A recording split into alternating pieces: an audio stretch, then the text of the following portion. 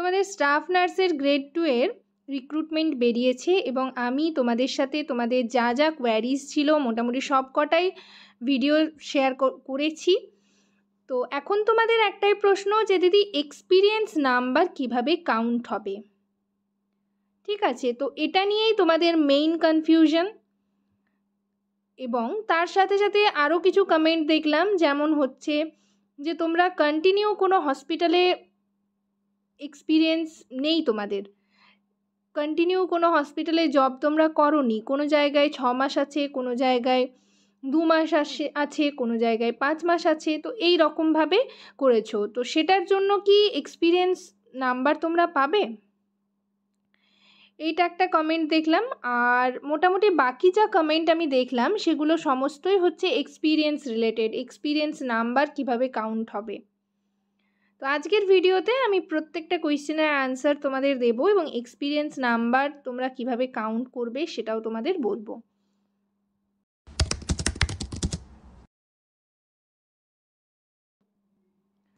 Hello সবাইকে, journey of a nurse চ্যানেলে তোমাদের আবারও ওয়েলকাম জানাই। তো আজকে আমি আরেকটা রিকোয়েস্টেড টপিক নিয়ে তোমাদের সাথে ডিসকাস করব। তার আগে তোমাদেরকে বলে রাখি, যারা আমার চ্যানেলে প্রথমবার ভিজিট করছো তাদের যদি ভিডিওটা ভালো লেগে থাকে এবং ইনফরমেটিভ বলে মনে হয় তাহলে অবশ্যই ভিডিওটাতে লাইক এবং শেয়ার করবে, আর চ্যানেলটিকে অবশ্যই সাবস্ক্রাইব করে রাখবে নার্সিং রিলেটেড নতুন নতুন আপডেট এবং অথেন্টিক সব ইনফরমেশন সবার আগে পাওয়ার জন্য। আশা করি ভিডিওটা তোমরা সকলেই শুরু থেকে শেষ পর্যন্ত দেখবে, কেউ স্কিপ করবে না। তো চলো দেরি না করে ভিডিওটা শুরু করা যাক।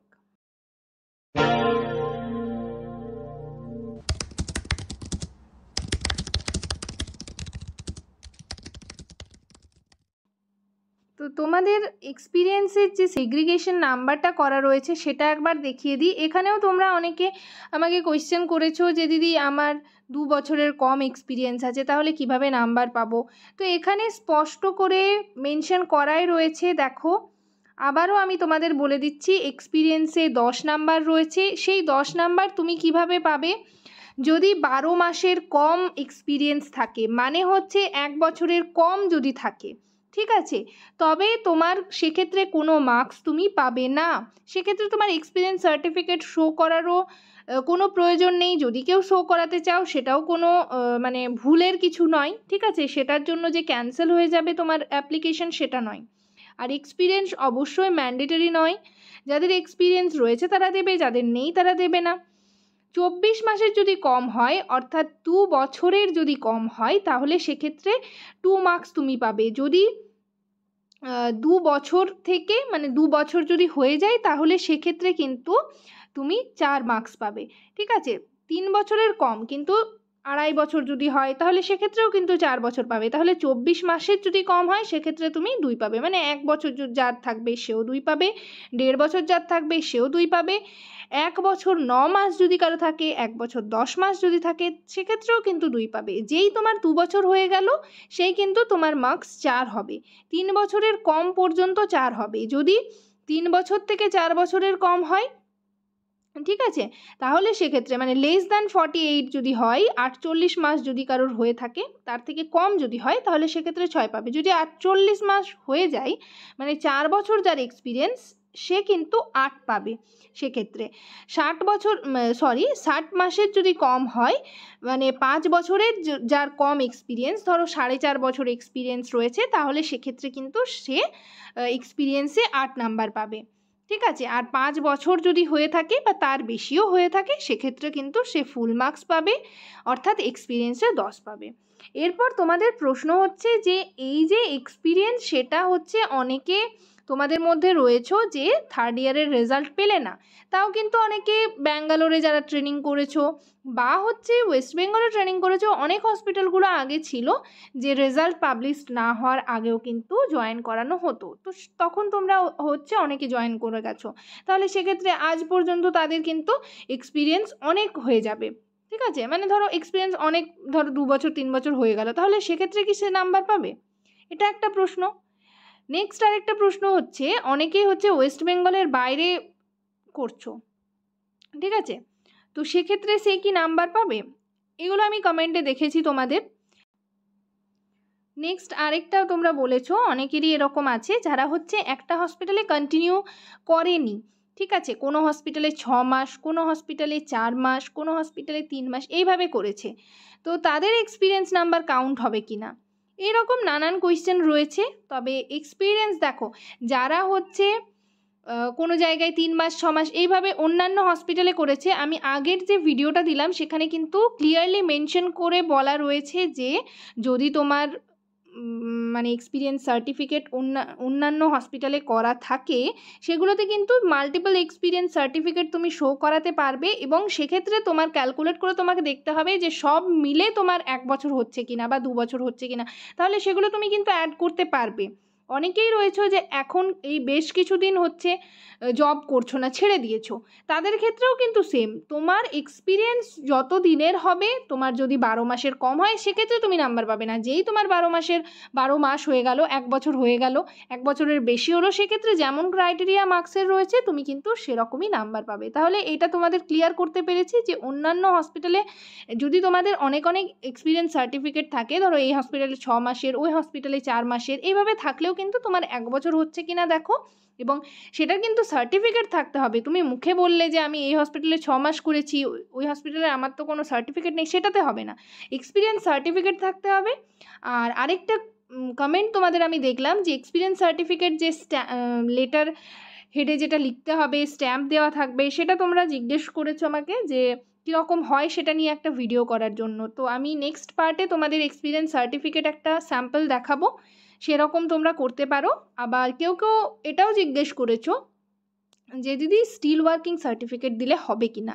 দেখো, স্টিল ওয়ার্কিং সার্টিফিকেট দিলেও হবে, এক্সপিরিয়েন্স, তুমি তো ওই হসপিটালে তুমি তো জব করছো, সেটাই তো স্টিল ওয়ার্কিং, তো সেটাও কিন্তু এক্সপিরিয়েন্স সার্টিফিকেট হিসাবেই তোমার গণ্য করা হবে, সেটা কিন্তু এক্সপিরিয়েন্স সার্টিফিকেট হিসাবে ভ্যালিড হবে। তবে এবার প্রশ্ন হচ্ছে যে সেই এক্সপিরিয়েন্সটা হচ্ছে কবের থেকে কাউন্ট হবে, তুমি যে 3rd ইয়ারের আগেই জয়েন করে গেছো সেখান থেকে কাউন্ট হবে, নাকি রেজিস্ট্রেশন পাওয়ার পর থেকে কাউন্ট হবে, নাকি হচ্ছে রেসিপ্রোকাল রেজিস্ট্রেশন যারা পেয়েছো তাদের কাউন্ট হবে কি না, ঠিক আছে, এরকম নানান মাথায় প্রশ্ন তোমাদের ঘুরছে। তো আমার ভিডিওগুলো তোমরা যদি দেখো, আগে আমার এক্সপিরিয়েন্স রিলেটেড নানান ভিডিও রয়েছে, সেখানে আমি যা বলেছি আজও আমি তাই বলবো, যে তোমাদের এক্সপিরিয়েন্স দেখো, কেউ বলতে পারে যে এক্সপিরিয়েন্স কবের থেকে কাউন্ট হবে, তোমরা হচ্ছে শুনতেই পাবে, ইউটিউব চ্যানেলগুলোতে দেখতে পারবে যে আফটার রেজিস্ট্রেশন তোমাদের কিন্তু এক্সপিরিয়েন্স ভ্যালিড হবে। হ্যাঁ, হতে পারে, সেটাও হতে পারে, এখানে কোনো কিছু মেনশন করে বলা নেই। কেউ আবার বলতে পারে যে ওয়েস্ট বেঙ্গলের রেজিস্ট্রেশন থাকতে হবে, তবেই কিন্তু তোমার যেদিন থেকে তুমি ওয়েস্ট বেঙ্গলের রেজিস্ট্রেশন হাতে পাবে সেদিন থেকেই তোমার হচ্ছে এক্সপিরিয়েন্স কাউন্ট হবে, এক্সপিরিয়েন্স নাম্বার, এটাও ঠিক হতেই পারে, এটা তো কোথাও লেখা নেই, কোনো কিছুই লেখা নেই, ঠিক আছে। আবার কেউ বলতে পারে যে 3rd ইয়ারের রেজাল্ট যেদিন পাবলিশড হলো সেদিন থেকে কাউন্ট হবে, এটাও ঠিক।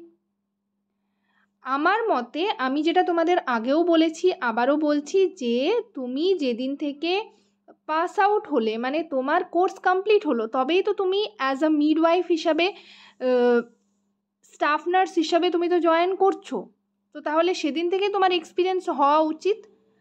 তো আমার মতে হচ্ছে তুমি যেদিন কোর্স কমপ্লিট করলে, অর্থাৎ তুমি যেদিন 3rd ইয়ারের রেজাল্ট পেলে সেদিন কিন্তু নয়, 3rd ইয়ারের রেজাল্টে দেখবে একটা ইস্যু ডেট রয়েছে, পাবলিশিং ডেট রয়েছে, সেই ডেট থেকে কিন্তু তোমার এক্সপিরিয়েন্স নাম্বার কাউন্ট হবে। এটা আমার পার্সোনালি ওপিনিয়ন বলতে পারো। তোমরা ইউটিউবে নানান ভিডিও দেখে মাথা খারাপ করে ফেলেছো অলরেডি। তো যাই হোক, এখানে কিন্তু কোনো কিছুই মেনশন নেই, পুরোটাই হায়ার অথরিটির কাছে আছে, যিনি হচ্ছে অথরিটি, তার যেটা মনে হবে, ওনার যেটা মনে হবে সেই হিসাবেই কিন্তু নাম্বারটা দেওয়া হবে। উনি যদি মনে করেন যে হ্যাঁ ওয়েস্ট বেঙ্গলের রেজিস্ট্রেশন পাওয়ার পর থেকে এক্সপিরিয়েন্স নাম্বার কাউন্ট হবে, তাহলে সেটাই। উনি যদি মনে করেন যে 3rd ইয়ারের রেজাল্ট যেদিন থেকে পাবলিশড হয়েছে সেদিন থেকে এক্সপিরিয়েন্স কাউন্ট হবে, সেটাই, তাহলে সেটাই, ঠিক আছে। তবে যেহেতু এখানে কোনো কিছু মেনশন নেই, এক্সপিরিয়েন্স রিলেটেড কোনো কিছু মেনশন নেই, শুধুমাত্র তোমার যে কোনো গভর্নমেন্ট বা যে কোনো প্রাইভেট হসপিটালের ওয়ার্কিং এক্সপিরিয়েন্স থাকলেই তোমার এই হিসাবে যদি যত বছরের ওয়ার্কিং এক্সপিরিয়েন্স থাকবে তোমার হচ্ছে নাম্বার কাউন্ট হবে। তো সেই কারণে আমি যেটা বলছি, দেখো তোমরা যেদিন কোর্স কমপ্লিট করলে এবং তারপর তো তুমি অ্যাজ আ স্টাফ নার্স হিসাবেই জয়েন করবে, সেদিন থেকেই তোমার এক্সপিরিয়েন্স কাউন্ট করা দরকার। আর আমার মতে সেটাই, সেদিন থেকেই তোমার এক্সপিরিয়েন্স নাম্বার কাউন্ট হবে। তো আমি একটা রেজাল্টের স্যাম্পল তোমাদের দেখাচ্ছি। দেখো ডেট লেখা থাকবে, তোমরা নিজের নিজের থার্ড ইয়ারের রেজাল্ট বের করো, সেখানে দেখবে একটা। তো তোমরা হচ্ছে এক্সপিরিয়েন্স সার্টিফিকেট, যারা এখনও ডিউটি করছো তারা কিন্তু এক্সপিরিয়েন্স সার্টিফিকেট পাবে না, তারা স্টিল ওয়ার্কিং সার্টিফিকেটই পাবে। এবং সেটা কতদিন পর্যন্ত, দেখো এখানে একটা অপশন রয়েছে যে tenure of any experience should be taken up to the last date of submission of application. তোমাদের হচ্ছে কতদিন পর্যন্ত সেটা কাউন্ট হবে, লাস্ট ডেট অ্যাপ্লিকেশনের যে ডেটটা রয়েছে সেই দিন পর্যন্ত কাউন্ট হয়ে তোমার যে যত এক্সপিরিয়েন্স নাম্বার হবে সেটাই, ঠিক আছে। মানে ধরো সেপ্টেম্বরের 3 তারিখ পর্যন্ত লাস্ট ডেট রয়েছে, তো ততদিন পর্যন্তই কিন্তু কাউন্ট করা হবে তোমার হচ্ছে এক্সপিরিয়েন্স নাম্বারটা। তাহলে তোমাদের আমি দেখিয়ে দিচ্ছি, যে একটা স্যাম্পল দেখাচ্ছি থার্ড ইয়ারের, যেখানে যে ডেটটা রয়েছে সেই ডেট থেকে কিন্তু কাউন্ট হবে।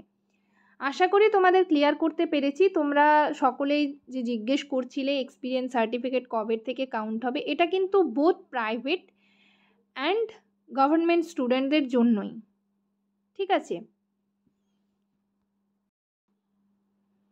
দেখো এটা একটা থার্ড ইয়ারের রেজাল্ট। তো এখানে দেখতে পাচ্ছ নিচের দিকে একটা ডেট রয়েছে 11 ফেব্রুয়ারি 2022। তো এটাই কিন্তু পাবলিশিং ডেটটা। তো এটা থার্ড ইয়ারের রেজাল্ট, তোমরা থার্ড ইয়ারের রেজাল্ট বের করবে, রেজাল্টে যে ডেট লেখা থাকবে সেই ডেট থেকে কাউন্ট হবে। এবার তুমি হচ্ছে এর পর থেকে যদি জয়েন করেছো তাহলে সেই দিন থেকে কাউন্ট করা হবে।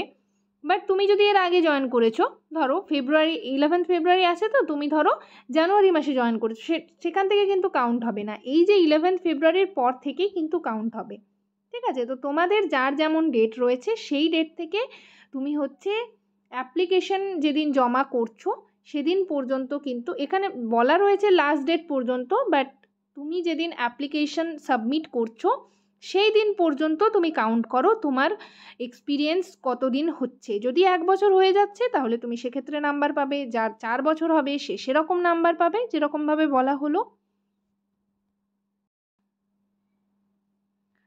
তো মোটামুটি এই কোয়েশ্চেনগুলোই তোমাদের মাথায় ঘুরছিল এবং এই কোয়েশ্চেনগুলোই তোমরা আমাকে করছিলে। আশা করি সবাই ক্লিয়ার হতে পেরেছো। আর এখানে কিন্তু কোনোভাবেই কিছু মেনশন নেই যে তোমার এক্সপিরিয়েন্স রিলেটেড কোনো কিছু মেনশন নেই, ঠিক আছে, যে আফটার রেজিস্ট্রেশনই তোমার এক্সপিরিয়েন্স কাউন্ট হবে সেরকম নয়। আমার যেটা মানে আমি তোমাদের পার্সোনালি বললামই যে এখানে তোমার ওয়ার্ক এক্সপিরিয়েন্স দেখবে, তুমি যেদিন থেকে জয়েন করেছো, তোমার কোর্স কমপ্লিট হয়েছে তাহলেই তো তুমি অ্যাজ আ স্টাফ নার্স হিসাবে জয়েন করতে পারবে। তো সেদিক থেকে তোমরা এইভাবেই ক্যালকুলেট করো আমি যেভাবে বললাম। আর ভিডিওটা এখানেই শেষ করলাম। তোমাদের যদি কোনো মতামত থাকে সেটাও তোমরা কমেন্ট সেকশনে আমাকে কমেন্ট করে জানাও। এছাড়াও যদি কোনো কোয়ারিজ আছে তাহলে সেগুলোও কমেন্টে জানাও। নেক্সট আমি তোমাদের একটা এক্সপিরিয়েন্স সার্টিফিকেট দেখাবো, এক্সপিরিয়েন্স সার্টিফিকেট কীরকম হয়। তোমরা অনেকেই বলছিলে যে স্টিল ওয়ার্কিং সার্টিফিকেট দিলে সেটা ভ্যালিড হবে কি না, তো আমি সেটা দেখাবো তোমাদের নেক্সট ভিডিওতে দেখাচ্ছি, ঠিক আছে।